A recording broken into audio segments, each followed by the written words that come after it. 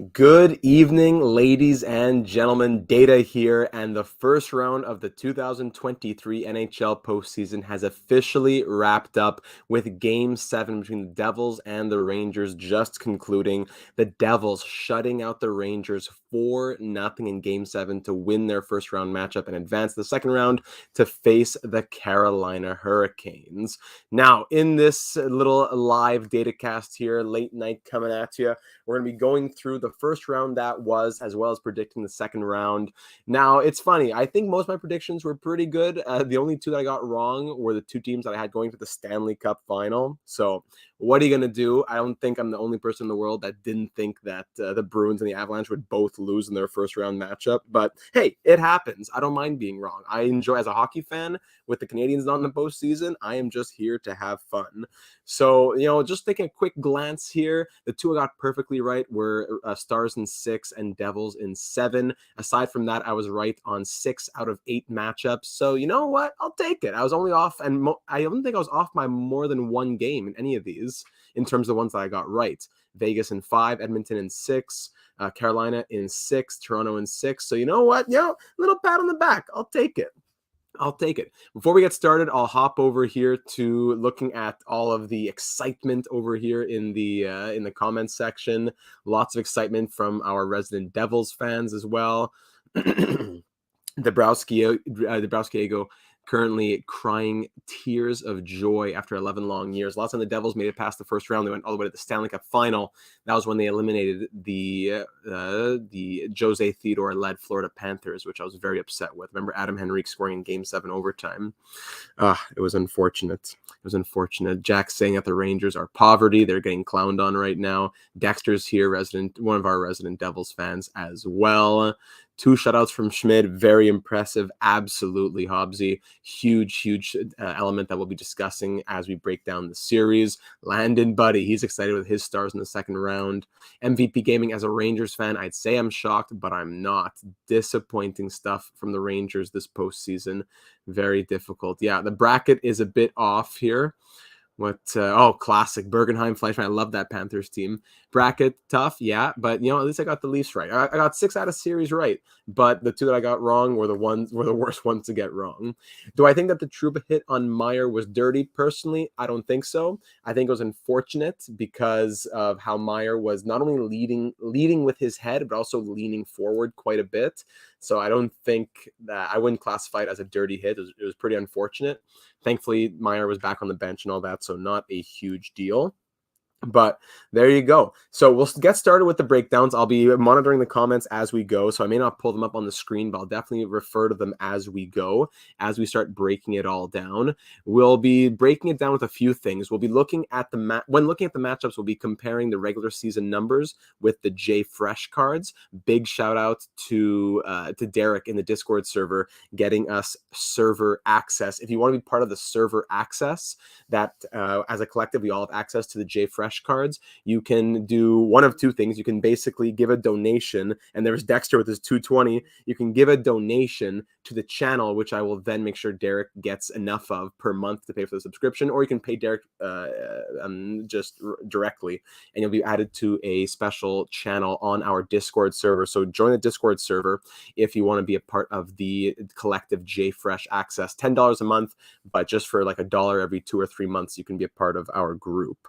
So we'll be looking at that when comparing the matchups. We'll be looking at Money Puck, when talking about the postseason numbers, expected goals for, and all that. Unfortunately, it won't update until tomorrow morning, so we won't have the Game 7 numbers on the game that just happened, but we have all the other games, so I think it's enough to make our breakdown. Same thing for the skaters, the goalies. Now, what I would have loved to do, as I did last postseason, I would have loved to have all these cards that J Fresh puts out, but these I don't know if they're not accessible through the Patreon, and he's not publishing them on Twitter this year, as is his right. Hobbsy with the 550 donation as well. Perfect. Thank you, buddy. To Derek and Data, 2 certified legends. Thank you very much, my friend. You'll have your access. Thank you very much. Long-time supporter. So I would have loved to have these for every series as we did last season, but they're just not available. So we'll do what we can to just kind of do it myself. I wouldn't call myself an expert in terms of analytics for Fenwick and Corsia and all that, but I think I can do a good enough job to break it down. Late night data cast. Yes, ma'am. Welcome, Mackenzie. All right, so let's go ahead and get this party started. I usually start left to right. Let's go right to left and start with the biggest upset on paper in NHL history. Breaking it all down, starting with the Panthers and the Bruins. Now, I had Bruins in 5. And Dabrowski with the $1.99. Can you guess the Devils captain from 95 to 04? Has to be Scott Niedermayer, right? Yeah, it has to be Scott Niedermayer. Let me know if I'm right on that one. It has to be Big Scotty. Or no, Scott Stevens. Scott Stevens. Sorry, I was thinking of. I know exactly why I said that. My brother showed me a Scott Niedermayer hockey card earlier today. It was in my head. No, I corrected myself. Before it was too late. Scott Stevens. There you go. Okay, so Bruins and Panthers. This series was a slam dunk for the Bruins on paper. I think if you looked at the deeper analytics, if you really went deep, expected goals for at 5-on-5, the Florida Panthers were a surprising team. They were a team that were closer than you would think.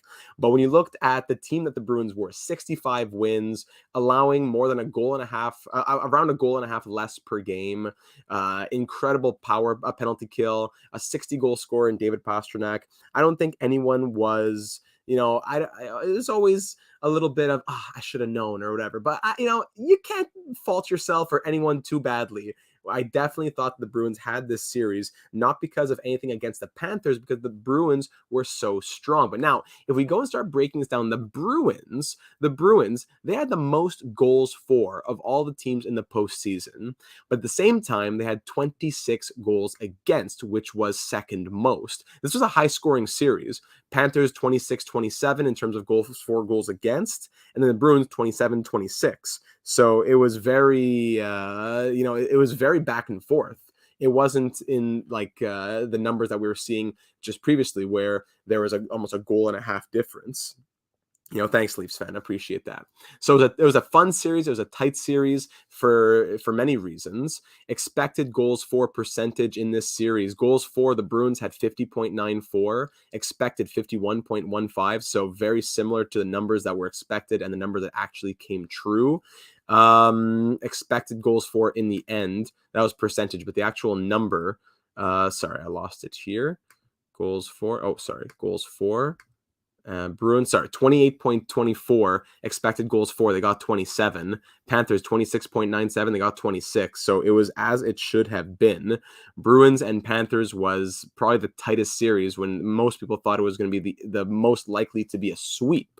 Looking at it a bit more closely now, if we go ahead and pull up the Boston Bruins, there were a lot of disappointing performances, I do have to say.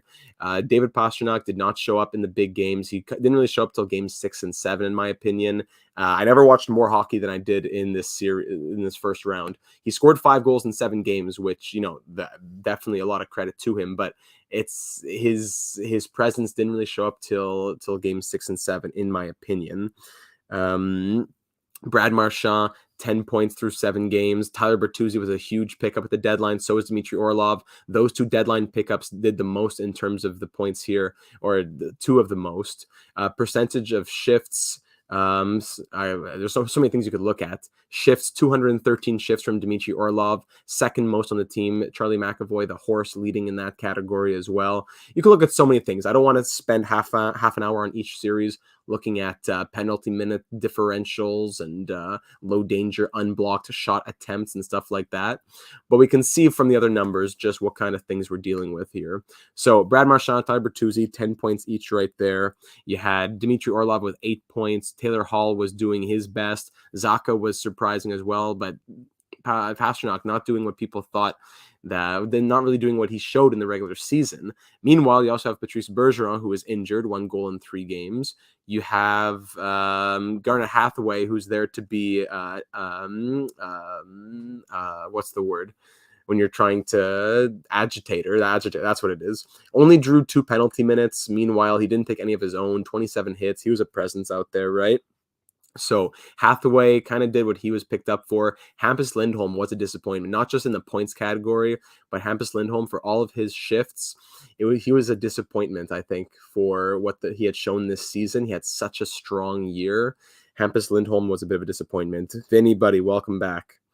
So all that to say, the Bruins had strong performances, but their biggest guys didn't really give in the biggest moments. Yes, you have, thank goodness, Taylor Hall scored 5 goals. And yes, of course, thank goodness, Marchand Bertuzzi did what they did. But it was not quite what the Bruins needed. And, it was good. But when you compare it to Florida, they're throwing everything in the kitchen sink. You have Brendan Montour, who's going crazy. You have Matthew Tkachuk with 11 points. Carter Verhaeghe. You have 3 players point per game plus, similar to Boston. But you have Barkov with 6. And then you have a bunch of players with 5, 4. Not as much of a wide spread of points. I know it's not about points. I know, Slim. That's why look how many stats we have to look at here. I'm just saying points are what win you the game. But of course, there's many other things to look at. So I think the biggest thing to look at, I'm not sure exactly where it is, goals above expected is always a big one to look at. Montour, 2.3 above expected. Who was struggling? Anton Lundell had 2 below expected. Well, not struggling, just not able to finish as much as you would have liked. So 2 goals, negative 2 goals below expected for Lundell, while on the Bruins, you have Zacha, who did very well, but he still had below expected. 2 below expected. Hathaway, Orlov, if you're scrolling down, McAvoy. But what's interesting to me is Pastrnak, he scores 5 goals. He didn't show up in the big games, and he still had 0.3 goals above expected. That's very interesting to me. Another big one to look at, as we'll be looking in this breakdown. Where is this? There's so many of them. Not high danger expected goals. Corsi's always a good one to look at. There was one more I wanted to look at, though. On ice goal differential, that's always a big one. On ice goal differential, who was -5 from Charlie Coyle, -4 from Thomas Nosek, not just plus minus, but on ice goal differential throughout the entire postseason. Meanwhile, the Panthers, I don't think their top guys or the top 6 guys were in that same category. Radko Gudas, Anthony Duclair, Mark Stahl. Yeah. Well, anyways, I don't mean to spend 100 years going on all these deep numbers. Just to say the Panthers showed up in a huge way. They played a game that the Bruins weren't expecting. The Bruins were playing a bit scared, especially in Game 7, playing on their heels, scared to make mistakes, and the Panthers absolutely capitalized on that. So the Panthers, just looking at their players, but now we also want to look at the goaltending before we'll go through the next few series a bit more quickly. Linus Ullmark, who played in games 1 to 6. Correct. He started games 1 to 6, if I'm not mistaken. Swayman made like 1 save on 1 shot in one other game and then started game 7. But Ullmark, he did in the end save 1.6 goals above expected. And he was saving 0.267 goals above expected for 60 minutes. Save percentage on unblocked shots, 946. Save percentage overall on shots on goal, 896. So I'm not sure where the discrepancy is, because the unblocked shots, I guess, is just on point blank shots. That was unfortunate. Derek commenting here, Panthers forecheck absolutely smothered the Bruins D. Crazy to watch Lindholm, Orlov, even McAvoy cough up pucks in the defensive zone. Yes. Swayman, meanwhile, who the Bruins turned to after his solid numbers during the regular season, allowed 1.3 goals above expected in that Game 7. Plus, I guess his stats kind of from that one game where he came in for a few minutes, despite the expected goals against average of 2.22. Right. So just to say, his expected goals against 21.62, he ends up allowing 20. I don't think Ullmark was as bad as people made it to sound, where like, okay, we got to get him out for Game 7. You got to go Swayman. What's Montgomery thinking? I don't think Ullmark was as bad as the 896 save percentage shows. I think he expected what he was he allowed what he was expected to allow, and the team didn't really help him out with all of the defensive zone turnovers. So all that to say, I don't think we have to look at too much in the stats here. We looked up pretty much what we wanted to there with the Bruins. This kind of just gives it a bit more clearly, where Money Puck gives it with all the stats going on at the same time. Looking again at the Bruins, Bertuzzi, Marchand, 10 points each, but in the pits for the plus minus, right? Meanwhile, the Panthers, they probably will have similar plus minuses since the goals were pretty much even in the series. Well, you have Kachuk at a +5. I don't know, the top guys were the pluses. Duclair was the weird outlier at a -6. And that's it. No one was worse than a -1 aside from Duclair at a -6. So I guess that goes to speak into the power play goals as well, right? So I'll stop there with the Bruins and the Panthers breakdown. The Bruins it seemed as though they were playing scared. They were being forechecked. They were being smothered. They were giving up the puck in the defensive zone like they never did all season long. And that's what did them in. They were not playing like the team that got 65 wins. So I think I'll stop there because there's not much else to say. The Panthers overpowered them. They're through to the second round, and they'll be a very interesting team to face the Toronto Maple Leafs, who took down the Tampa Bay Lightnings in 6 games. Now, I am not a Maple Leafs fan, but I want to speak as honestly as I can here. Personally, I don't think that the Leafs really deserved to win this series, but I also think that the Lightning did not play very well at the same time. Now, allow me to clarify a bit more. The Toronto Maple Leafs, many times, if I went and pulled up the numbers on Money Puck's Twitter in the deserve to win-o-meter, many times, they were it was like 80-20, 70-30 in favor of the Lightning. Many times they were well outshot. Many times they were well out forechecked. But the Maple Leafs found a way to get through.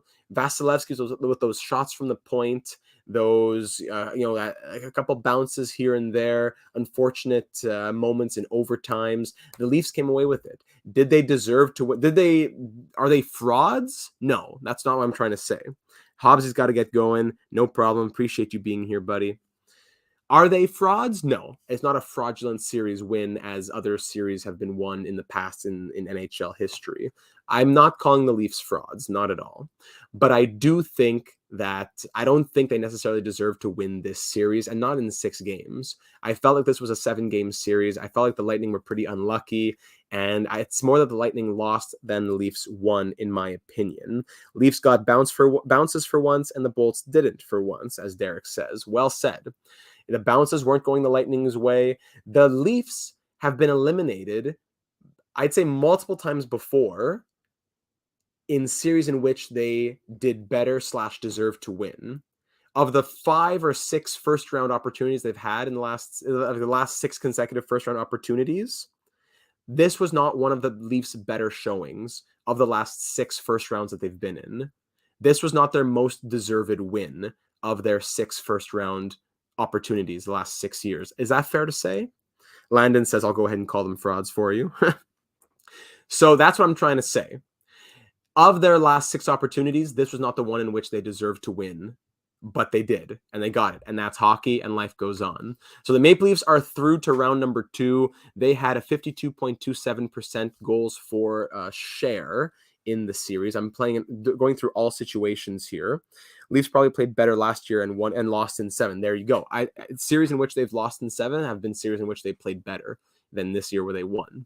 23 goals for, 21 goals against, only a 2-goal differential. The differentials were not huge in this postseason. A lot of teams right here between 1 goal, 1 positive 1 and -1. But the Leafs had positive 2 goals for differential. They were expected to get just about 20. They ended up getting 23. Expected to allow 20. They allowed 21.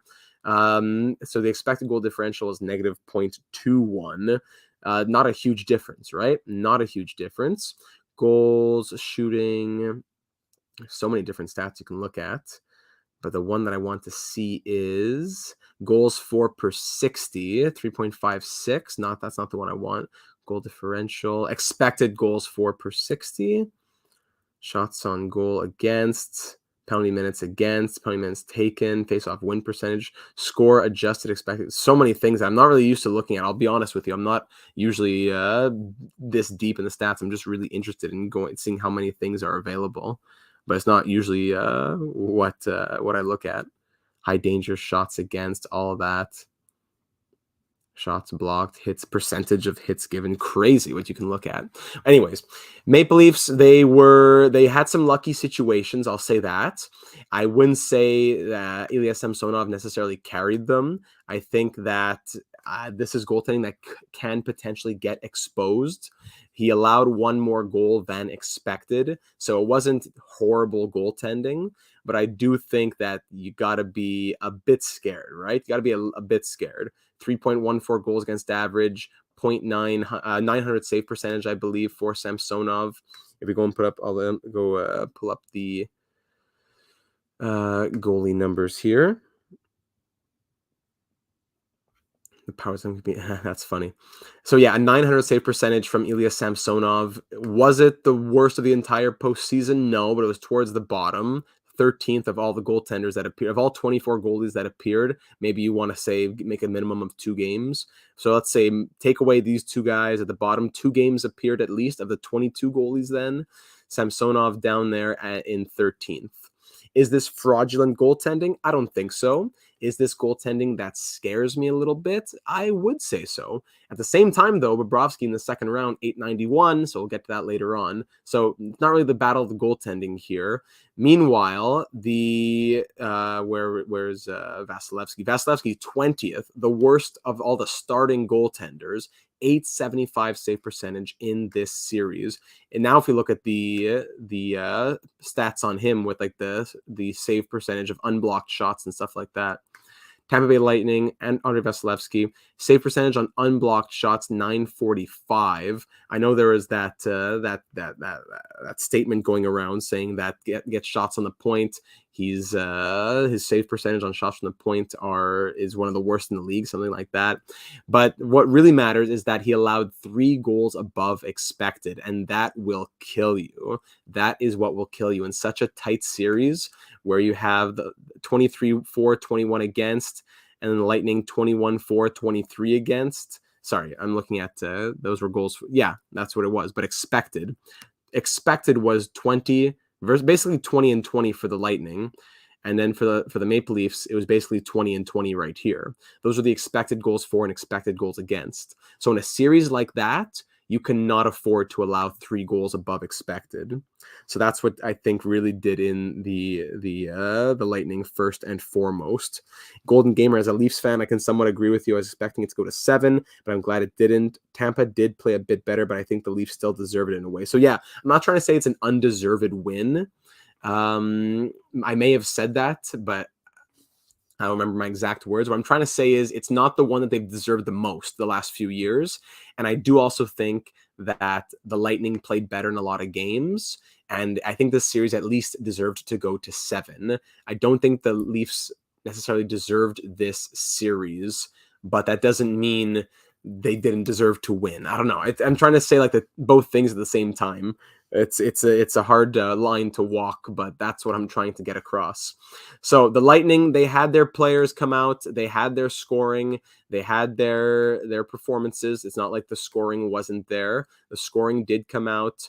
Looking at the points here, Kucherov 1 point per game, Cirelli point per game. Many players who were hovering around that point. They had their depth. Braden Point only 2 goals, maybe. Stamkos only 2 goals. If you're thinking 2 and 6 isn't enough for you, I could see that being an issue. Then if you go ahead and look at the Maple Leafs, it's not like they had an explosion of offense either. You have your top guys, of course, in Toronto, the Marners, the Matthews. But at the same time, their depth guys, not like they did anything crazy. All these guys down here, 1 point, 2 points. It's not like they had a crazy, out of the blue, Zach Aston-Reese with 2 goals, 2 assists in 5 games, right? Their top guys were their top guys, and their top guys were better as well in terms of getting it done. The Lightning had a bunch of guys at 5 and 6 points. The Maple Leafs have a bunch of guys here at 7 points, 8 points, 9 points, 11 points. Then there's a huge divide between them and everybody else, right? Point definitely plays good defense. The Point, it's not all about the goals for him, but he is a 50-goal scorer. Matthews, I think the biggest X factor in this series was likely Ryan O'Reilly. He was a massive difference maker. He was starting, let's see the shifts here.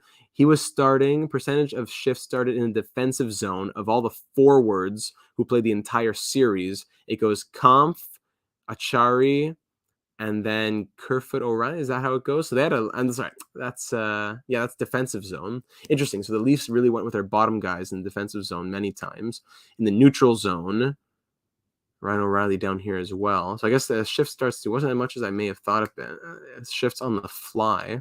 No, not as much as I really thought it was. But that's not the main metric that I'm looking for here. Takeaways, 10 from Ryan O'Reilly. There you go to 4 giveaways. Very important right there. The 10 takeaways is massive.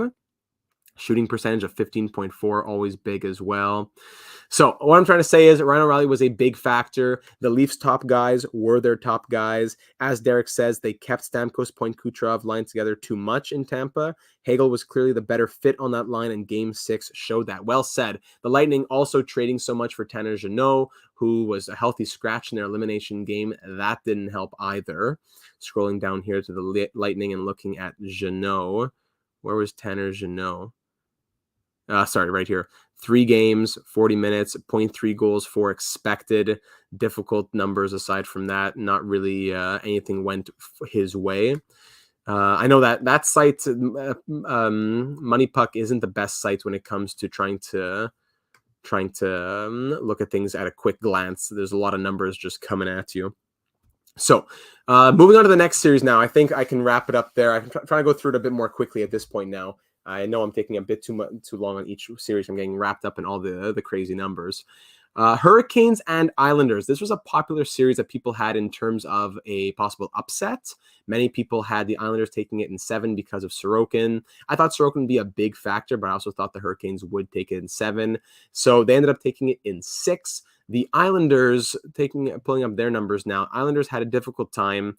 They had 15 goals for, 16 goals against. Goal differential wasn't great. Expected goals for, they were expected to get 17 and then 19 against. 20 against. So they allowed less than expected, but they scored less than expected as well, right?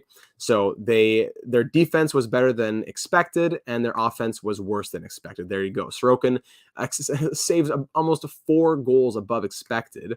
Meanwhile, the Hurricanes had good goaltending. Freddie Anderson in that one game saved about 2 goals above expected.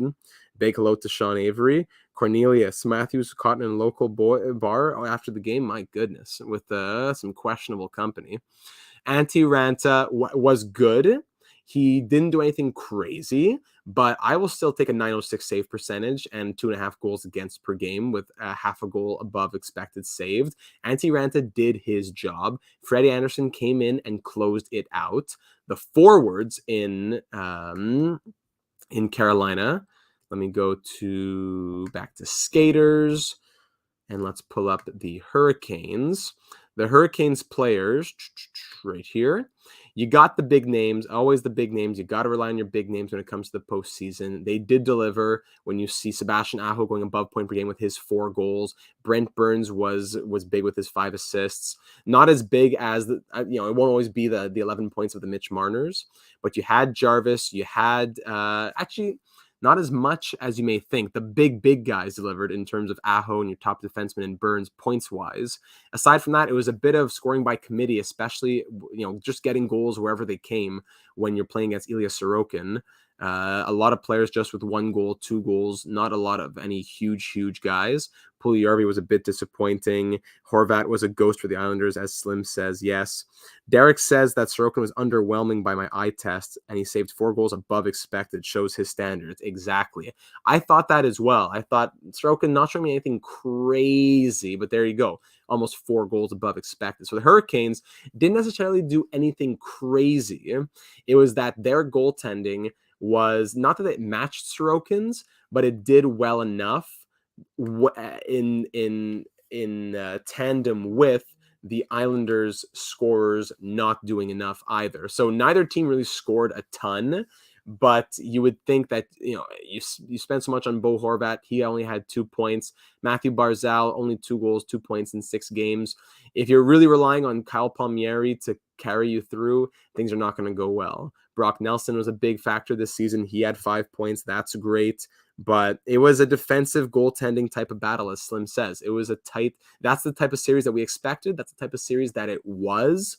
And in the end, the Islanders didn't push as hard as many people thought that they would, despite Sorokin still being strong, and the Hurricanes came away with it. The Hurricanes, now the most recent team to win a Stanley Cup of all the teams remaining, with their last cup coming in 2006. So looking at these numbers right now, just quickly looking at them before we move on to the next series. The Hurricanes in this series, of course, you have Sebastian Aho. Expected goals for Seth Jarvis had 3.3 expected for. He got 2. Aho was a bit lucky. He was expected to get 2. He got 4. What I want to see, though, is I want to see the Islanders here with their expected goals for. Lee, 2.3, gets 1. Nelson, 2 and 2, good. Pajot should have gotten 1.5 to 2. He got none. Parise, 1, none. Fashing, 1, none. Who else here? And that's about it. Dobson, half, none.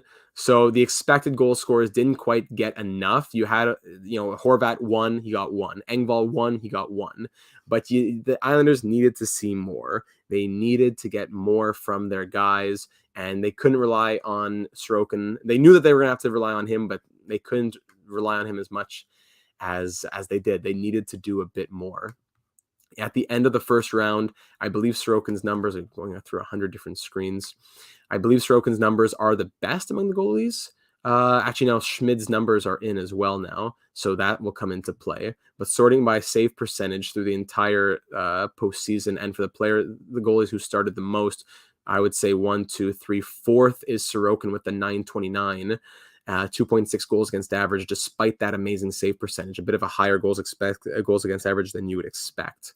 Now, moving on to the next series, as we want to get things rolling. I know it's getting close to bedtime here. The Devils and the Rangers, the series that just wrapped up now. I had the Devils taking it in 7. I thought it would be a coin flip. After the first 2 games of the series and the Rangers went up 2 games to none, many people thought that this would be over quick. The Devils were frauds. They went out. Timo Meier was a fraud. Goaltending fraudulent.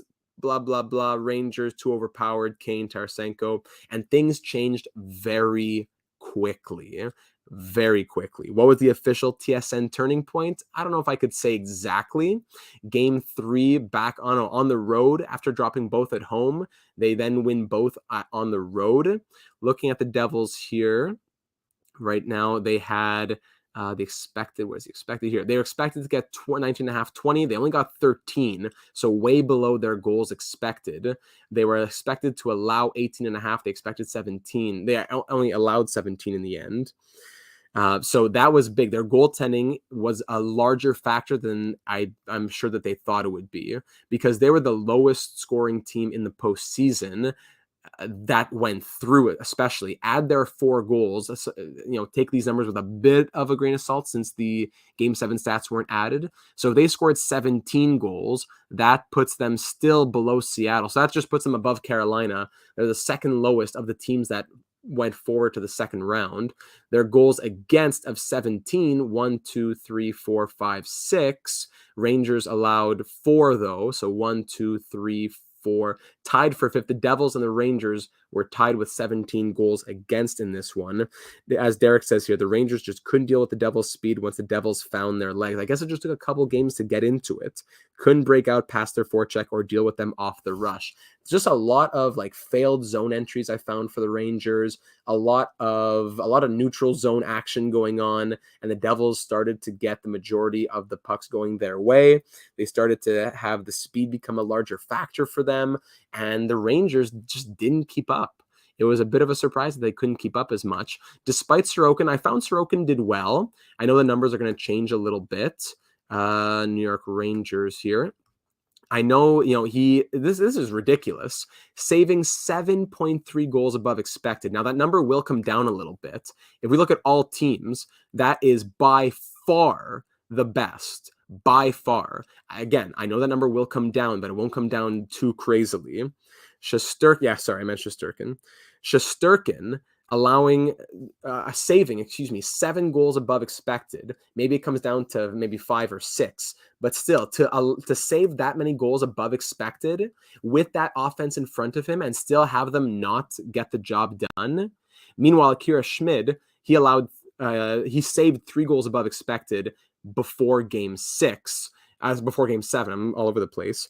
Add in game 7, I'm sure that his goal saved above expected will probably get from 3 to 4 or 5. So he's definitely up there. This became Schmid versus Shesterkin became the goaltending battle that no one thought they were going to get. And if we look at the NHL stats here, I'm sure these numbers are updated as we just saw. Schmid ends with a .951 save percentage in his 5 appearances. And 1.38 goals against average. Shesterkin, .931 and 1.96. Mr. Brian Michalak, thanks for joining in, buddy. It's always different when it's live. I can't always get as much time to think and process, so you're hearing my thoughts live as we go, but thanks for dropping in, and I'm sure that you will enjoy when we come back, when you go back and watch it with the replay. But just to say, Schmid and Shesterkin was the goaltending battle that no one thought they'd get. And it was a ridiculous battle between the pipes. When you look at those expected goals for and what those two goaltenders were doing, didn't look as flashy, but really crazy stuff. In those 6 games, before we can get to the updated stats in game 7, we look at the expected goals for Hughes delivering, Haula delivering, especially in game 7. Now, Nico Hischier and Timo Meier, 2 players who did not deliver in this first round, especially Timo Meier that they spent so much out to go out and get. Yes, he's a power forward who threw 17 hits, took 10 penalty minutes, drew 10 penalty minutes. He wasn't a ghost. I would say kind of like a Bo Horvat was a bit of a ghost. He sure can get a pass, says Slim. So I wouldn't say Timo Meier was a ghost, but he didn't do what he had to do. Meanwhile, Nico Hischier, yes, he was strong defensively. So, you can say, I don't know, -4 Slim. That's -4 penalty, but different. You love your net plus minuses. Timo Meier blocking shots as well, doing that. Takeaways in this series. John Marino was great defensively this series as well. A lot of giveaways from Jack Hughes, something that has to be cleaned up a little bit. So Nico Hischier, he controlled play very well, but he didn't contribute offensively as much as the Devils would have liked. Force, again, I don't mean to go crazy here. He had 4 assists. He was a strong defensive role. I'm just saying in terms of the expected goals for. He was expected to get 2.5, and he got 0. It's a bit of a surprising number to see. I know that number will change with the Game 7 stats going in there. But again, as Slim says, he shut down the top lines of the Rangers, and that's what matters. If the rest of your team can support that, if you can allow yourself to be stronger defensively and not do as much goal scoring wise because other players will pick up the pace, then that's fine. That's fine. It's just that if you're the guy who needs to do everything and you're not doing everything and your team collapses because of that, that's a difficult situation, right? And down Igor, right. So the Devils had a lot of strong performers who delivered on what they should have done. Jesper Bratt, no goals from him, but there you go, 3 assists. Not always going to be the goal scoring. Meanwhile, the Rangers, I'm sure we're going to see a lot of players below expected goals right here. Chris Kreider, expected 4, got 6. He's a playoff monster. I don't know how he does it. There you go. You have Tarasenko expected to get 1. He got 3. There you go. But when you look at the rest of the players, 6, 3, and after that, through 7 games, everyone else on the roster, aside from the top 2 goal scorers, everyone else, the other 16 skaters, 1 goal or less through 7 games played. That's serious stuff. That is serious stuff. Yes, Patrick Kane had 5 assists, 6 points. That's great. But Zibanejad expected to get 1.6, 2 goals. But even the expected is not like a get-out-of-jail-free card. Oh, you were expected to get 0.8 and you got 1? Well, good for you. No, you should have been expected to get 2, 3. Zibanejad only expected 1.6. He should have been expected for at least 3 or 4, you would think. He scores 1. So that was a tough, that was really did them in. Panarin expected 1.2, got 0. Looking at the giveaways and things like that. Takeaways, Fox, Zibanejad, that's great. Giveaways, Tarasenko with 8, Panarin with 8 giveaways, no goals. He was a ghost out there. He was a ghost, in my opinion. Kane put up the points, but played trash defense, says Slim, the biggest advocate of anti-Patrick Kane discussions. So all that to say, the Rangers did not deliver. They got stoned by Schmid. They got out-forechecked. They got out-speeded. They got to the foot races. They didn't win those. They were too sloppy with the giveaways, and it did them in. It's pretty much as simple as that. The Rangers had the series, in my opinion, and they let it slip, and they lose in 7 games after having given up so much to get where they were, to have now a bunch of UFAs who are going to be walking because, with the Kane contract and all that, he's definitely can't come back. That's a tough pill to swallow for Rangers fans. That's a really tough one because they played well. Out of the 7 games, they had 2-3 games where they deserved to win. Well, they won the first 2 games. Then they needed to win 2 out of the next 4, and they only won 1. They won 1, they got to 3, but they lost 4 out of 7. That gets you eliminated. Welcome to hockey, right?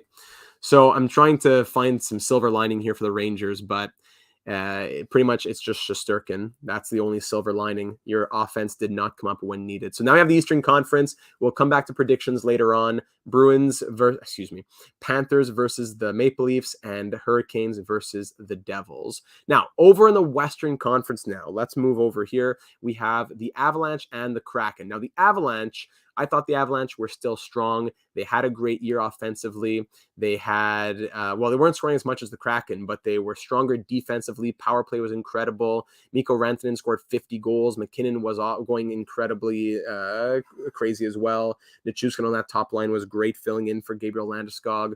Take out Landeskog, take out Nichushkin, which happened there as well. Give me that subpar goaltending that was carried over from the curse of Darcy Fraudster. And, the Avalanche were a team that were vulnerable. They had vulnerabilities. And the fast-paced, nothing to lose, rock'em sock'em Kraken, led by guys like Jared McCann and his 40 goals, said, let's go out there and do it. And hey, you know what? They did it. So the Kraken, in the end, they were expected to get, let's always round up, 20 goals for, 22 against, ended up being 18 for, 19 against. The Avalanche were below, as they expected to get 22 for, 20 against, allowed a bit more, and didn't score as much as they could have. So when we look at the player stats here, let's break it down a bit more. If we go over to the Colorado Avalanche first, we'll look at the negatives first, unfortunately. The negatives in this one, of course, Rantanen, 7 goals, 10 points. He did what he had to do. Devon Toews was great as well, offensively and defensively. Doesn't always come down to takeaways and giveaways. I'd have to go look at the defensive zone, blah, blah, blah, but that's not really what the point of this video is. It would be a half hour per series if I did that. McKinnon was good. Lehkonen was good. Cale Makar, 5 points in 6 games. When it comes to his numbers, 11 takeaways, 2 giveaways. I know you like calling Makar a cone, but I don't think Makar was too cone-like in this series. He had 0.9 less goals above expected, because as you can see, he scored 1. He's expected to get 1.9. There you go. Anything else I can see on Makar to help you sleep tonight here, Slim? Shot attempts, shots on goal, 20 shots on goal. He blocked 26 of his shots that were blocked, or he blocked 26 shots. I think he did what he had to do. I think Makar did what he had to do this series. Evan Rodriguez, now we're moving into the depth pieces on the Avalanche, because the guys who used to be third liners are now being second liners. Evan Rodriguez had 5 points, Bowen Byram 3, Comfer with a goal.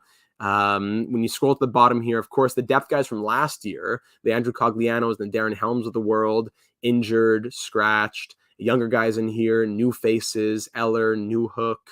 I don't know, things just didn't quite mesh. That's okay, Slim. It's okay to admit that. No problem. Who was drawing some penalty minutes in this one? Arturi Lehkonen, legend. Looking at the takeaways, though, you have Makar, 11 takeaways. Rantanen with the 7 goals, 8 takeaways. That's great. Eller, great two-way guy. Giveaways, no one really gave it away too much. Devon Toews, Mikko Rantanen, 6 giveaways each. That's not crazy for 7 games played. I don't think the Avalanche necessarily did too much wrong in this series. Is that fair to say? I don't think they necessarily did too much wrong. It's more what the Kraken did right. As I said before, it's more than the Lightning lost than the Maple Leafs won. I think this series is more that the Kraken won than the Avalanche lost, because I think that the Kraken just did a lot of things right. And by the way, I forgot to mention the expected goals for on the Avalanche here. Looking at the expected goals for, a lot of these guys delivered. McKinnon 4, he got 3. Rantanen 4, he got 7. Lehkonen 3, he got 3. So I think the goals that you were expected to get came, but you still in total needed a little bit more, right? They just lost. There's nothing wrong with saying that they lost to a team that was better at that moment. Yanni Gourde. No one went crazy, right? But a lot of players who had multi-point series at the very least. Bjorkstrand was amazing in Game 7 as well. You have Jaden Schwartz, who has a lot of experience, Yanni Gourde, but no one really went too, nuclear. No one went too insane. You got Jared McCann, who was probably the biggest disappointment, but he only played 4 games. He only had 1 assist. He scored 40 goals, 0 through 4 games. He was expected to get 0.7. They're a very scary and balanced team. If I was a Dallas Stars fan, I'd be a little scared of that. When you look at what they did right, they had a lot of takeaways, similar to the Avalanche. But again, very few giveaways. Soucy and Bjorkstrand tied for the lead with 5 giveaways each. 2 teams that were doing a lot of the right things, but with the Avalanche losing some names and the offense not always coming through, and most importantly, some incredible goaltending from Philip Grubauer, the Kraken go through. So I think that's a fair. This was a good hockey series. 2 good teams, 2 teams that, despite not sounding like they're even on paper, when you go a bit deeper, they were pretty even, despite, I think, the Avalanche having the offensive flair. When you look at it a bit more deeply, giveaways very even, takeaways very even, goals expected and goals against expected, both pretty even as well. It was Grubauer who was the difference maker in this one, who saved 3 goals above expected. Meanwhile, Georgiev, I don't mean to insult him because he did okay. 2 point, actually, if we look at the numbers over here, I don't think Georgiev was a fraud. I do think that he could have been a bit better in some moments, but at the end of the day, he was still 914 with a 2.6 goals against average. These are numbers that a starting goaltender that a team can survive with from their starting goaltender. He was not the reason that they lost. Rather, it was Philip Grubauer, the reason that the Kraken won, along with, of course, their very well-balanced team. 926 save percentage and a 2.44 goals against average. So not too much else to say about that series. I enjoyed it thoroughly. I thought the Avalanche would take it more quickly because of their top guys being their top guys. And their top guys still were their top guys. But I think their depth struggled a little bit. And I think that the Kraken really just came together as a cohesive unit. And of course, the goaltending in the end. So Avalanche are out. There goes my Stanley Cup final picks. There go my 2 Stanley Cup final picks, but that's okay. It's not like I had money riding on this. I'm just enjoying the hockey. Now we move over to Dallas and Minnesota, the Wild and the Stars. Now, this was a series that McKinnon broke his back trying to carry the Avs. Yeah, says Derek. This was a series that over in the Discord server, we had a lot of people talking. We have more Wild fans than the average team, probably. We have a few Wild fans in there, mostly coming from our NHL 20 Wild franchise mode, right? So the Wild definitely have a lot of support in Data 782 land.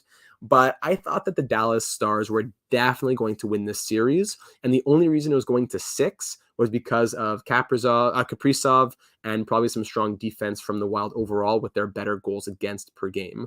But the Stars, a very strong offensive team, Rupe Hintz, Jason Robertson, I thought that they were going to take it in 5 or I think I may have said 5 or 6, and I went with 6 in the end. The Stars are such a good team, and I think that they've been overlooked a little bit by people around the league. I think this series kind of woke people up to say that they're the real deal, and especially if they can get through the Western Conference final. I think that would be a crazy Western Conference final, Dallas versus Vegas or Edmonton. But I think that people are starting to take notice of the Dallas Stars. So Dallas, I thought that they were going to take it, especially with Joel Eriksson out and all that. The Stars, in the end, if we sort by goals for, the Stars were the 5th highest scoring team with 21 goals for, but goals against, they were the second. Actually, the Rangers allowed 4 in Game 7. So the Stars officially were tied as the best defensive team, but 14 allowed in 6 games versus 14 allowed in 5 games. So team save percentage would be, or whatever you want to call it, goals allowed per 60 minutes. That would be, is that goals allowed per 60? Is that a stat somewhere in here? Goals allowed per 60? I'm sure it is. So the Stars, the best defensive team on paper here, 14 goals allowed through 6 games. The goal differential was quite large as well. The largest goal differential in the entire postseason, 21-4, 14 against. Meanwhile, it was expected to be 19-18. It should have been very tight, similar to the series that we've seen before, like the Hurricanes, for example, 19-18. But instead of being 19-18, it was 21-14. So the biggest difference maker probably in the entire postseason was Jake Ottinger, 929 save percentage, 2.01 goals against average. I would say the best goalie in the postseason so far of who played 6 or 7 games. Schmidt had the best numbers through 5. Shesterkin's numbers, actually, these are numbers with Game 7 being included, correct? Oh, that's true. So that's true. Sorry, I was trying to account for Shesterkin falling down. So Ottinger, I would say then probably second, but still, I think that when it comes to the expected goals for, you got to take that into account as well. He saved 4 goals above expected. Igor's 7 goals saved above expected will come down after that Game 7 loss where he allowed 4 or had 3 technically on the empty netter. So Ottinger, I think, is a lot closer to Shesterkin than people would think. And Ottinger was definitely the hero. Not that they wouldn't have won without him, but he was the MVP of the series, I'm trying to say. He was incredible. So add that onto, Mizan, add that onto a Dallas Stars team that had, let's see it right here, 12 points in 6 games from Roope Hintz, possibly the most underrated player in the entire league. Robertson over point per game, Heiskanen point per game, Sagan point per game. He had 4 goals. I think he did that rather quietly. Evgeny Dadonov, 3 goals, 4 points. Great deadline pickup from the Canadiens, of course. I think that the Stars the offense was stronger than the Wild expected it to be. Sagan 4, expected 3.8. Roope Hintz expected 2.5, gets 5. Johnson was the one that maybe we would have wanted to see a bit more from. Dadonov got more than expected. The team came together and carried with no Pavelski as well. With no Pavelski, unfortunately. So add Joe Pavelski to the mix, and on a team that already has a lot of depth. Well, there you go. And Jake Ottinger's never going to see China. Never. What I found interesting about Max Domi is that he also tied for a lot of the players on the Stars drew a bunch of minor penalties. Harley, Domi, Ben, and Dellandrea all drew 3 minor penalties each. Those are numbers that we weren't quite seeing from them. Let's see Colorado, for example. Penalty minutes drawn. Lehkonen had a bunch, but then you have a lot of players with either 1 or 2 minor penalties drawn. The Stars have 4 players who drew 3 minor penalties each. I think that, that's impressive. To be able to do that. Takeaways in this one, Hintz 5-5. Giveaways, again, the trend we've been seeing with the better teams are the ones that aren't giving it away, their top guys more than 5 or 6 times. Wyatt was amazing. It's just unfortunate he was expected to get 2. He only got 1. Am I going to go crazy for that? Not at all. I think he did well, especially as a 19-year-old. He's a very underrated youngster in the NHL. The Stars are all about being underrated. Roope Hintz, Wyatt Johnson, a lot of underratement going on. Absolutely. So then you go ahead and swap over to the Minnesota Wild. It's about to get ugly. Maybe you want to close your eyes for this one. Yikes. Through 6 games, you have Matt Zuccarello trying to carry. You have Ryan Hartman with 5, Nyquist with 5, Klingberg point per game. Then it starts to get ugly. Freddie Gaudreau 3, Matt Boldy 3. Then you go down to the 2s with Jared Spurgeon, Marcus Johansson, Sam Steele, Jake Middleton, and Matt Dumba. And then here are the ghosts down here at the bottom, especially. Unfortunately, you got to have your top guys be your top guys, and Kirill Kaprizov was not the top guy. 6 games, 3 goals expected, 1 goal, no assists, -4. He drew 3 minor penalties, so that's a positive there. 2 takeaways, 7 giveaways. That's tough. Second on the team in giveaways with 1 goal when you score what? How many points did he score in the season? 100 plus. That is tough. Dumba, not great numbers as well. Heiskanen, very underrated. See you later, Mr. Michael Lack. Thanks, Bello. Thanks for being here. So the expected goals for Marcus Johansson was good. Guys like Johansson, Hartman, Zuccarello, those were the people that kept the Wild just afloat. But yeah, tough numbers from some other guys out there, namely a guy like Matt Dumba. Tough stuff from him. Yeah. Yeah. The giveaways as well. Yeah. Ugly stuff for the Wild. I'm not sure what more I could say because it was tough. It was tough for Minnesota. You had some solid goals. That's the sad part. Philip Gustafsson had a .921 save percentage, and you still can't get it done. Samsonov with a .900 save percentage, allowing over 3 goals per game. The Leafs go through. Bobrovsky, .891. The Panthers go through, allowing 4 goals per game. And you have Philip Gustafsson, .921 save percentage, 2.33 goals against average, and you can't go through. The scoring it's the inverse of some other series that we've been seeing. The scoring was non-existent for the Minnesota Wild, and the big dogs did not come through whatsoever. If I knew the Wild were going to be as they were, now of course they're missing Joel Eriksson-Ek, and maybe Kaprizov is still feeling the injury from Logan Stanley. But if I had known all that, I probably would have said Dallas in 4 or 5. I think the Wild, they should be thanking their lucky stars that they pushed it to 6 thanks to Philip Gustafsson.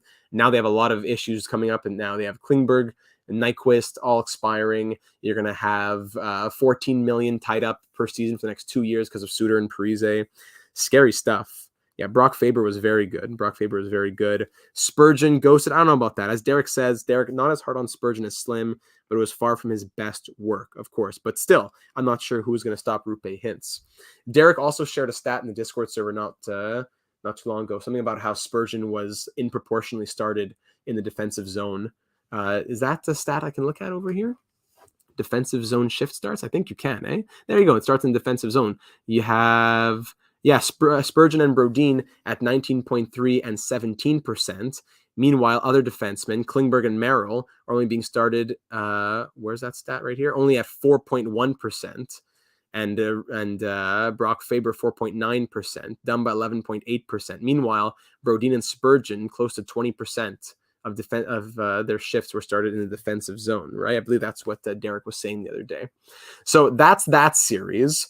Moving on to the next one now, we'll go ahead and try to keep things flowing. Vegas and Winnipeg. This was one that when I made my prediction, I didn't realize how hot of a take it was. The Winnipeg Jets were, of all the postseason teams, they were the worst team since the halfway point of all the teams make the postseason, and 23rd in the league overall, with a 512 win point percentage, worst in the league of all the postseason teams since the halfway point of the season.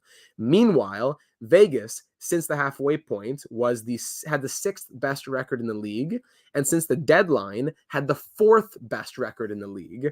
I thought this was a slam dunk for Vegas. Yes, Connor Hellebuyck is there, and yes, Laurent Brossoit, but I didn't think that was enough to push it to 5. Ultimately, it was enough to push it to 5. I should have accounted for that. But I thought Vegas was going to take this series easily, and you know what? They kind of did. Despite Connor Hellebuyck trying to do what he could. Vegas, they were expected to get 16 and allow 15. They scored more than expected and allowed less than expected. Not what you would have thought when it was Hellebuyck versus Brossoit. Meanwhile, Winnipeg expected to score 15. They scored 14, fine. But they're expected to allow 16. They allowed 19. So although Hellebuyck was okay, looking at his numbers here, and I say okay, like he had some good performances and some horrible performances. I don't think he was as good as people thought. Well, obviously, those weren't his regular season numbers. So I should probably rephrase that. Although he was okay, he got beaten many more times than the Jets expected that he would, and their scoring did not answer that. 886 save percentage, 3.44 goals against average, one of the worst of all the starters, despite I think those numbers kind of look worse than they are because he did have some solid games out there. Especially now, here is where I can actually look at the Jay Fresh stats here. The Jets had that great game 1 where they win game 1. Then Vegas has a majority share in game 2, 5v5 expected goals for percentage. Game 3, Vegas 64-36. Game 4, that's where Winnipeg had their best performance since game 1, obviously. Then in game 5, they got steamrolled 68-32. So turning to the head-to-head stats, this wasn't exactly a thrilling back and forth series, but saw a lot of sustained in-zone pressure. Winnipeg needed Hellebuyck to win the goalie battle, and ultimately he did not. Goalie Geek quoted ClearSight Analytics. Hellebuck's expected save percentage was .870, so he was just in a really tough spot. As you can see, they scored 0.7 goals above expected, while the Jets allowed 0.8 goals above expected. The goals, let me rephrase that. I think I may have mixed myself up. The Vegas Golden Knights scored 0.7 above expected, and the Jets allowed 0.8. Allowed 0.8 above expected. Goals for 3.4 to 1.4. Expected goals for 2.8 to 2.2. That the expected was not too far off. Now we come down to the nitty gritty here. The chances in favor of Vegas. Shot attempts off passes going to Winnipeg. Attempts off high danger passes, Vegas. Rush attempts, Winnipeg. Why can't I say these names right? In zone attempts, very close. Edge goes to Vegas. Entries with chance, edge goes to Winnipeg. Rebounds and deflections, edge goes to Vegas. Controlled zone entry percentage goes to Winnipeg. Controlled exit percentage to Winnipeg. So when you look at it, as it says here, it looks like it wasn't really a thrilling back and forth, but there's a lot of sustained in-zone pressure. Winnipeg needed Hellebuyck to do it, and he didn't. But Winnipeg, they didn't necessarily leave it all to him. They kind of did their thing. Winnipeg did their thing. Brossoit saved more than he thought, but he didn't. I wouldn't say he stole the series for Vegas, right? Microstat game score metric is a useful way to go beyond the point totals and see who was active in the play. Winnipeg native Mark Stone was the best forward in the series. Connor, Dubois, and even Scheifele were active at 5-on-5, but after that, there's a huge drop-off. So the top, 1, 2, 3, 4, 5, 6, 7, 8, 9, 10, 11. 8 of the top 11 players in the series were Vegas Golden Knights. That's a big statement. 2 of the top 3 were Jets, and 3 of the top, was that 6? 1, 2, 3, 4. No, 3 of the top 5 were Jets, but then 8 of the top 11 were Golden Knights. So there's a lot to say about that. These guys at the bottom here, when you have Blake Wheeler, Nino Niederreiter, Adam Lowry especially so low on that list, that hurts. Looking at the defense now, Pionk took a lot of heat, but he was the biggest offensive and special teams contributor. Nobody ever looks good with a PDO of 84, evidently. I'm not sure what PDO is. I've never heard that term before. But just to say, Microstat game score per game, Pionk at 0.9, Theodore at 0.8, then it goes down to the 0.7s, down to the 0.4s. The top 3 out of the top 4 defensemen in this series, 3 of the top 4 were Winnipeg Jets. The defense was strong enough. Offense, zone entries, forecheck, entry defense, exits, special teams, they were strong enough.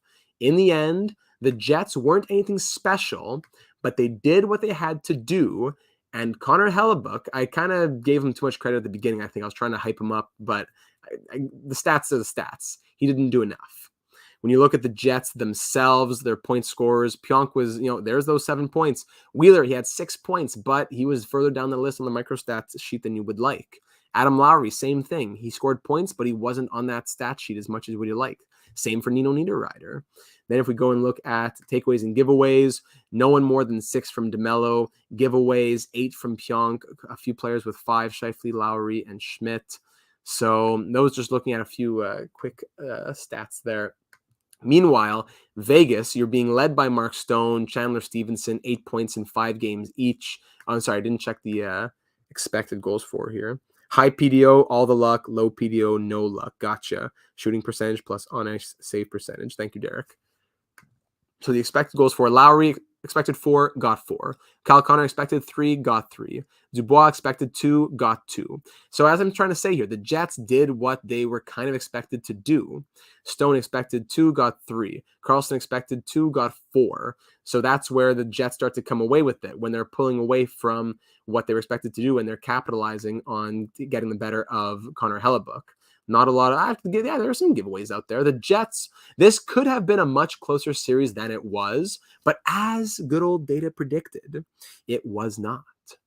Looking at the goaltending here, Brossoit, nothing crazy, but he's ranked 11th here in goals saved above expected at 1.5. Good for him. Meanwhile, where is he? Oh my goodness, he's this far down, eh? Hellebuyck allowed 3 goals above expected. Doesn't sound like a lot, but in 5 games where so little means so much, 3 goals above expected, just like Vasilevsky. Vasilevsky, the Lightning could have won the series. Vasilevsky really hurt their chances. Hellebuyck, exact same story. The Jets and the Lightning have a lot in common in this postseason, I found. A lot in common. So that's all from Jay Fresh, as the rest of the stats are going to be from what we pull up. That's what I have to say about this series. They take it in 5. The last one to look at before we do a quick little prediction video on the next round. Oilers and Kings. I thought the Oilers would take it in 5. They took it in 6. The Kings put up a bit more of a fight than I thought they would. I didn't think that it would be the Kings not putting up a fight. I thought just the Oilers would steamroll them with the offense. That's kind of what happened, right? Their super strong power play, their goals for per game. When you go and look at the stats here, of course, we're going to see some great numbers right now. Edmonton Oilers, they were expected to get 24. They still scored 20, which was not crazy high, but they were expected to get 24, which was the third most. That's what tells you that the Kings goaltending was strong enough. But they were also expected to allow 21, which was one of the higher teams as well. So they're expected to score a lot and kind of get scored a lot as well. See you later, Landon. Thanks for being here. Appreciate you, buddy. So the Oilers, they ended up scoring 25, allowing 20. Meanwhile, the Kings were expected to score 21 and allow 24. Pretty similar. They scored 20 and allowed 25.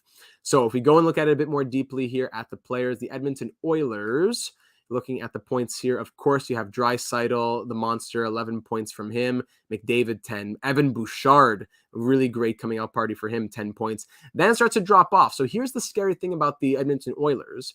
If it's not for the Draisaitl and the McDavid, can this team do it? That's a scary part, right? That's a scary thing to consider. Is it all hunky-dory, sunshine and rainbows when they're getting it done? Absolutely. But remove Draisaitl and or McDavid from the equation? I don't know. Yes, Hyman and Costin and Evander Kane all scored 4 points in 6 games. But look at the expected goals for. I don't know. Draisaitl above. McDavid even. Kane even. That's great. Fogle expected 2, 0. Nuge 2, 0. Costin above. Hyman at. So a lot of players did deliver. 0.8 got 1. 0.6 got 1. Dukes had 0.6. He got 2. Hey. But remove the top guys, and I'm not trying to foresee injuries here, but I'm just saying I never have a ton of confidence in a team that's all about 1 or 2 guys. If they can't be clicking for some reason, then that's scary stuff. So McDavid, he drew 10 penalty minutes. That's huge when they get on the power play. When it comes to things like giveaways, takeaways, the Oilers had their fair share of more giveaways than takeaways. And it was the scoring that came through for them. The goaltending wasn't anything crazy. Stuart Skinner allowed more goals than expected, allowing 1 above expected. Phoenix Copley, 1.5 above expected in what he played. Korpisalo saving 0.4 goals above expected when he played. So it really drops on the Oilers there after the first couple guys. I'm not trying to say that's a bad thing. I'm just saying it's something that can be concerning. Right? If those top guys can be your top guys and carry you to the cup, go for it. I'm just trying to think of it from all angles. So those are the Oilers. The LA Kings in this series had great performance. Adrian Kempe had 5 goals. Kopitar, Arvidsson, 7 points. Fiala, 6 and 3. So 1, 2, 3, 4 players who were point per game plus. You wouldn't think that in a team that lost in the way that they did, perhaps only scoring 1 goal above expected, but they scored sufficiently. Kempe above expected. You follow on pace. This team did what it was expected to do. I think that the power plays, all the penalties that McDavid draws, and the power play points that they scored, I think that is what did them in. A lot of players who took, Yafalo taking 6 penalty minutes. Sorry, actually, look at penalty differential.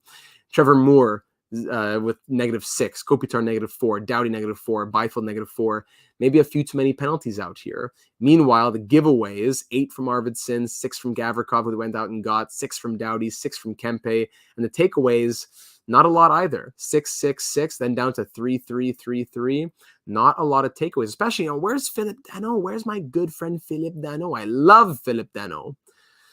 He did okay from the eye test, I found. And, 5 points in 6 games. I think Dano did well. I think he did okay.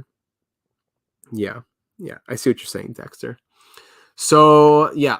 all that to say, the Oilers could have had definitely some better goaltending. They allowed almost 3.5 goals against per game, but because of their high scoring, they are through. Is that going to be the same story against Vegas? That'll be what they have to consider. The Kings did play well. Another series where the team that lost played very well and things could have gone very different, maybe with a bit of stronger goaltending, maybe a few less penalties. Who knows what happens here? So there's my breakdown of the round that was a little longer than usual with so many different stats to look at. The last video was, well, I think last season I did this kind of video in like 30 minutes. But without the JFresh numbers to make everything so clear, I'm kind of doing it on my own. Plus, we're here in the live stream. I know it takes a little bit longer, but I appreciate those of you who are watching here this evening or skimming through after the fact. Now let's get to a little bit of predictions for the second round. Let's go back to the Eastern Conference. Panthers versus Leafs. Looking at the regular season numbers first and foremost, that'll be probably the biggest thing that we look at. Maple Leafs and Panthers in the regular season, 5-on-5 goals for. Panthers have that. Expected goals for, Panthers have that. Corsi for, Panthers have that. It's the goals against where the Leafs were stronger in the regular season, but now in the postseason, Bobrovsky and Samsonov have been quite, kind of on the same page. Thank you. I'm just checking out the comments. So thanks, Vinny. So the goaltending, the goals against stats that we're seeing here have been quite as prevalent as they were in the regular season. If we go to offense versus, we want to pair these teams up against each other. Goals for, all that, it's 4 stars versus 3 stars, 4 star versus 3 stars, 4 stars versus 3 stars. But then the goals against, expected goals against, the Leafs have the 3 stars to 1 star. So here's how those numbers kind of look if we're just looking at those goals for, expected goals for, unblocked shot attempts for, and goals above expected. These are all 5v5 and per 60 minutes. So pretty similar numbers where the Panthers have the edge in terms of the offense and the Leafs seem to have the edge in terms of the defense, especially if we go and consider, let's go ahead and compare. Sorry, I gotta click here. Let's go ahead and compare those two teams. Florida compared with Toronto in defense and goaltending comparison from the regular season. Where's Toronto? There we go. So if we go ahead and compare these two teams, now the Leafs taking all these categories, look at these numbers: goals against, expected goals against, unblocked shot attempts against, goals saved above expected. Look at these numbers, right? Penalty kill percentage, that's great. But 16th, 21st, 19th, 17th versus 4th, 10th, 6th. The Leafs have been stronger in this regard. Now, that being said, the Leafs defense and goaltending were not extremely strong in that first round. I'm not going to go back and look through all the player numbers, but just looking at the team numbers here. Leafs versus Panthers, if we're looking at, let's say, goals for, 26 versus 23. Not a huge difference. Here's the bigger difference. Goals against, 27 for the Panthers, 21 for the Maple Leafs. Extra game played for the Panthers. Understandable, yes. Expected goals for, the Panthers were second while the Leafs were 7th. Expected goals against, the Leafs are 11th and the Panthers are all the way at the bottom at 16th. The worst team in the postseason through the first round of expected goals against. So that's something to consider, absolutely. Keep that in mind as we go into this series. The goaltending, Sergei Bobrovsky, 891 and 4 goals against average pretty much, versus Samsonov, whose save percentage isn't much better, but he allows 3.14 goals against per game. It's going to come down to the offense, I think. It's going to come down, it might be a barn burner of a series. It's going to come down to Barkov, Verhaeghe, and Tkachuk versus Matthews, Marner, Nylander, Tavares. It's going to be an interesting series. So I don't want to go into it much more than that. Just a quick little analysis of the series. I think, and as much as it kind of pains me, I do think that the Leafs have the edge in this series, but I do think that there's something to be said for a team that upsets such a strong team, the swagger, the momentum, sports psychology-wise. I think there's something to be said for that. We can't just look on paper. So my mind says Toronto, my heart says Florida. No need to make a prediction since the bracket is closed. I am going to say a 7-game series. And you know what? I went with my heart and I chose the Devils over the Rangers. instead of my mind where I thought that it was the Devils. I think that's what I believe that's what I had said in my last my initial analysis video. So once again, I'm going to go with my heart over my mind. I'm going to say Panthers in 7 over the Maple Leafs. Now, again, please don't discredit everything I said about the Maple Leafs and say this guy's a fraud, just he hates the Leafs, blah, blah, blah. No, I'm giving the Leafs a lot of credit, and I do think that in my mind, they win this series. But I'm going with the psychology. I'm going with the momentum. I'm going to say the Panthers are going to squeeze out another 7-game upset. Let's go for that. All right. Hot take, Leafs in 5, says Pat. You know what? And that's the thing. I could see it. That's the crazy thing. Derek says Devils, Stars, Oilers, Panthers. Vegas, Edmonton being a coin flip. Well, let's move on to the next series here. Hurricanes versus Devils. Let's go back again to the head-to-head card. Let's look at it head-to-head in the regular season, starting with the higher-seeded team, the Carolina Hurricanes, and they're facing the New Jersey Devils. Now, I initially said whoever, I don't know why does it look like this? What? Why does it look like this? Let me try this one. I initially said whoever won between the Devils and the Rangers would beat the Hurricanes. But now let's look at it a bit more closely. I already had the Devils. So advantage going to the Devils for the majority of the offense, going to the Hurricanes for the majority of the defense. Maybe you know what as Vinny says, good points. President's Trophy from last season. 2 best regular season teams left, which seems wrong. Good point there as well. So goals for 5v5 to Devils, expected Devils by just a hair. Corsi 4 to the Hurricanes. Power play goals to the Devils, finishing Hurricanes dead last, Devils 20th. Now in the defense, yes, the Devils are very good in many of these categories, but the Hurricanes are the best or second best goals against, expected goals against, Corsi against, penalty kill goals against, goaltending 13th versus the Devils 11th. That's maybe a bit different now with Schmid being in the mix, but similar to the Hurricane, the Panthers and the Maple Leafs. Stronger offense versus the stronger defense. If we look at that in this screen here, I have to scroll up. My apologies. If we look at it, Carolina versus New Jersey, as we just saw, here are those numbers. Devils, Devils, Hurricanes, Devils, Devils, 4-star, 4-star, 4-star, 2-star. The goals for definitely are in the Devils' favor. And the Hurricanes did struggle to find their offense in round number 1. That's what's making me think that if the Islanders were a bit better, they could have taken advantage of that. The Devils may be the team that now takes advantage of that. I could see the Devils taking this series just as I originally predicted in my original bracket. Looking at the defense here, the Hurricanes not going to knock their defense. Incredible defense, but you got to score goals to win as well. The Hurricanes have the advantage in most of these here, but the Devils are still not too far off. They are not too far off in many of these categories. So the Hurricanes in that first round, expected goals against, they had very low in the expected goals against, but their expected goals for weren't very high either. Meanwhile, the Devils, who had, the goals for are almost tied. They're almost the same. Meanwhile, expected goals against, a bit more expected for the Devils in that first round. But it doesn't matter what's expected. It matters what took place.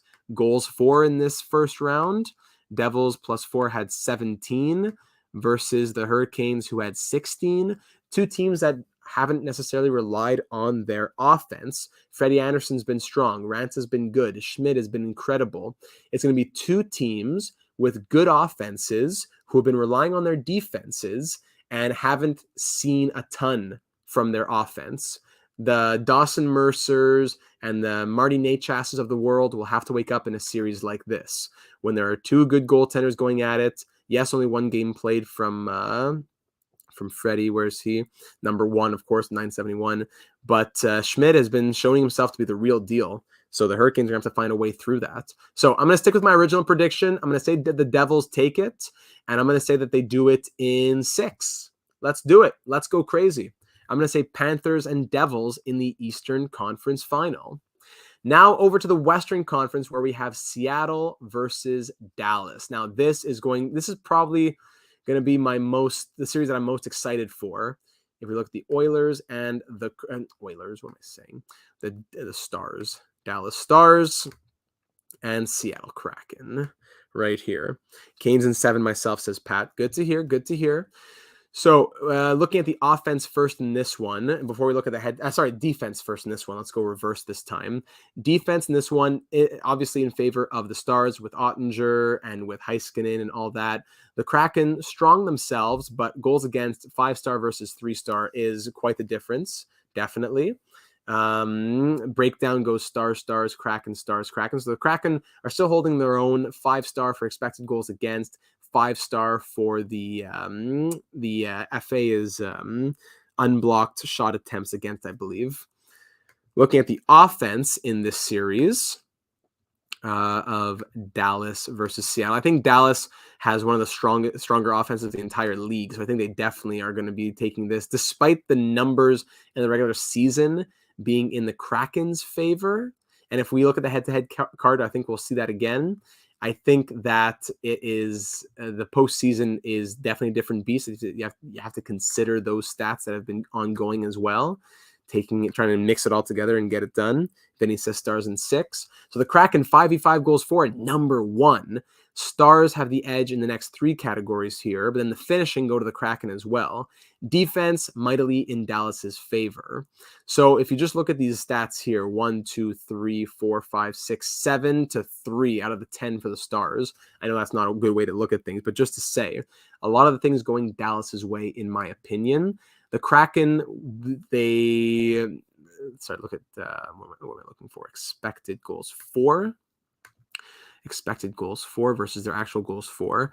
Their goals against as well. The Kraken had incredible goaltending from Phil Grubauer, and now where this last series that we just looked at, where it's going to be a battle of the offenses in Toronto and Florida versus 2 goalies with sub-900 save percentages. Here, Dallas versus Seattle, it's going to be the battle of 2 incredible goaltenders once again. The probably best combined goaltending performances.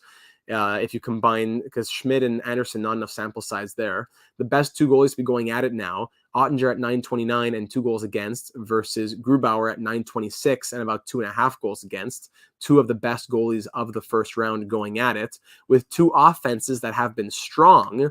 But I think Dallas's offense much stronger. Looking at the Stars, 21 goals for versus the Kraken, 18 goals for. They have 21 in 6 versus the Kraken scoring 18 in 7. Plus, they have their leaders in Hintz, in Robertson. Meanwhile, the Kraken are just a strong, deep team. Yanni Gourde leading the way with 6. Then you got Schwartz with 5, Schultz with 5, Wenberg and Bjorkstrand with 4. Meanwhile, the Dallas Stars are an incredibly strong deep offensive team as well. Not just deep, strong defensively, but not just deep defensively or offensively, but also vice versa is what I'm trying to say.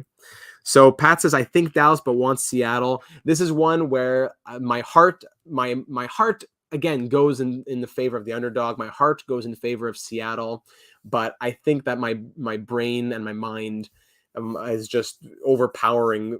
It's not close enough that my heart can win it. I think the Stars take it, and I think the Stars take it. I'd almost say 5. I'm going to say 6. I know there should be more respect put on the Kraken's name. I love the Kraken. I'm rooting for the Kraken. I hope they prove me wrong, but I think Dallas is an incredibly deep team, and I think that of the 8 teams remaining left, I think they're top 3. I think Dallas is definitely a top 3 threat for the Cup. And unfortunately, the Kraken are in their way. So I think Dallas takes that series, despite it being one that would hurt me. Now, this is going to be an exciting series as well as we move to the last one before we wrap it up tonight in this longer than needed live stream, looking at all these numbers and breaking it all down. Vegas versus Edmonton. 2 strong offenses. And 2, I wouldn't say as bad as Florida, Toronto goaltending, but 2 kind of subpar teams in terms of the goaltending. I think I could say that. Vegas versus Edmonton here. Looking at, actually, I don't even need to look at the offense and defense cards. Everything's here. Where am I going? Edmonton. Everything's on this main one right here. So the Oilers definitely take the offense, sweeping it very easily. But again, the defense going to the opposite team.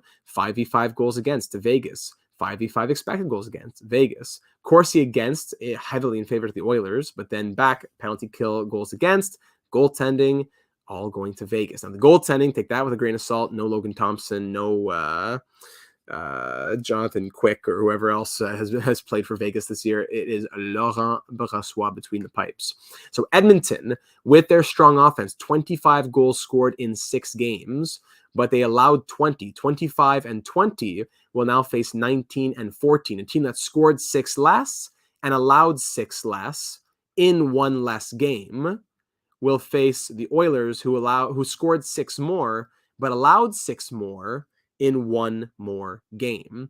That's the interesting thing there. Of course, as I've said before, the Oilers are being carried by their top guys. Not necessarily anything wrong with that, but it's a fact in terms of their scoring.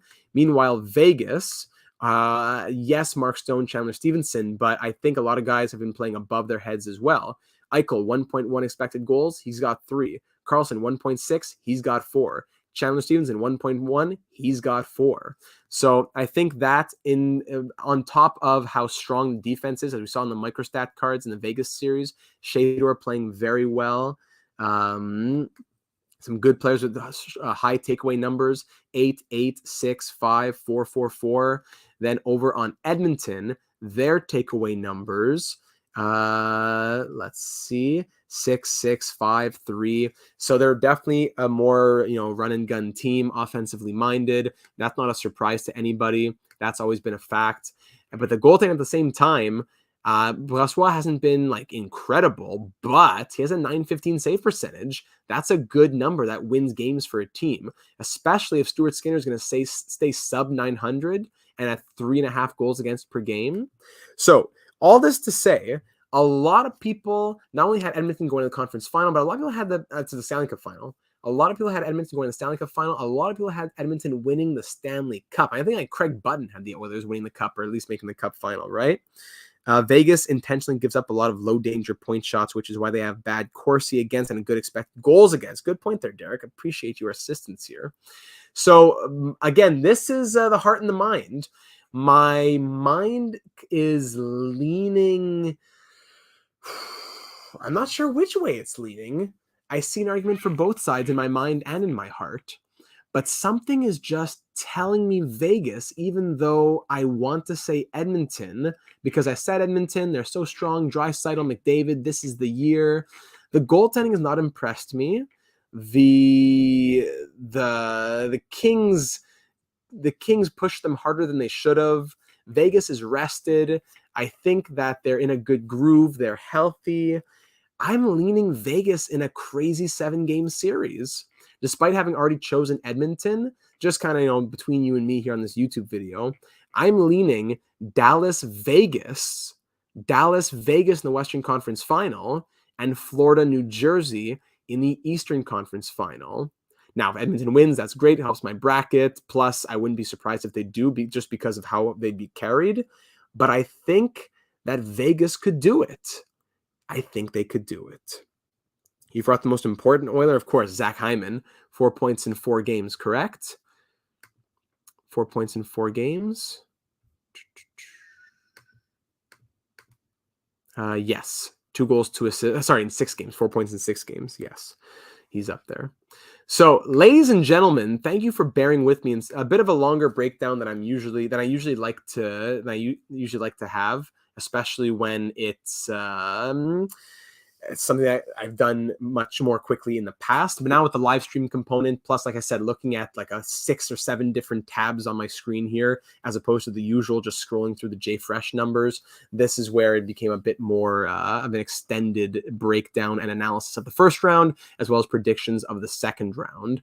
So there you have it, ladies and gentlemen. I'll stop there. It was a very thrilling first round. Great hockey. The 2 favorites are out. Whoever wins the cup, it's going to be a team that hasn't won it since at least 2006. And I wouldn't even say the Hurricanes are favorites. If I had to say who are the top 3 favorites right now, because I said Dallas is up there, I think the top 3 favorites for the cup right now, if it is Florida, Toronto, Carolina, New Jersey, I'd say the top 3 favorites for the cup could be, I think, I'm going to choose 4 actually. And I think 3 of those 4 are in the West. I think the Cup's coming West with Boston out. I think the Cup's coming West. And I know the East was so strong this year, but I think Dallas, Vegas, and Edmonton could all do it. I think whoever wins the Western Conference Final takes it. Meanwhile, in the East, I don't think Florida can do it. I don't think Carolina can do. I don't think New Jersey can do it. Sorry, and Toronto, I don't see it. I think the Hurricanes may be the Eastern Conference's best hope. That's just me kind of spitballing here past midnight, throwing out some of my thoughts. Don't take it too seriously. That's just me thinking who are probably the top 3 or 4 teams at this moment. But still a lot of hockey left to be played. Still a lot to happen in round number 2. So I'm looking forward to breaking it down with all of you, as well as predicting the third round when that time comes. So thank you for joining us and spending some time here this evening, whether it be live or after we've already after the fact. Excuse me. Be sure to subscribe if you haven't already for our ongoing analysis of the real world of hockey, our NHL 23 franchise mode wrap-up coming soon, and our brand new franchise mode series starting within the next couple of weeks. MLB The Show 23 franchise mode as well. And of course, join the Discord server to have more hockey discussions and to gain access to all of the JFresh cards if you want to join the server subscription. Link in the description for that. So be sure to leave your thoughts on the round that was and your predictions down here in the comments below as well. I'll be curious to see what all of you have to say headed into the second round. Thank you again for spending some time with us here this evening, for your involvement, whether you're just watching, listening, or commenting. It's always very much appreciated. Have yourselves a wonderful rest of your night and rest of your weeks, and we'll be talking soon. Enjoy the hockey as round 2 begins, technically later today in the Eastern Standard Time Zone, as the Panthers and Leafs game 1 and Seattle and Dallas game 1 will be here on May the 2nd later today.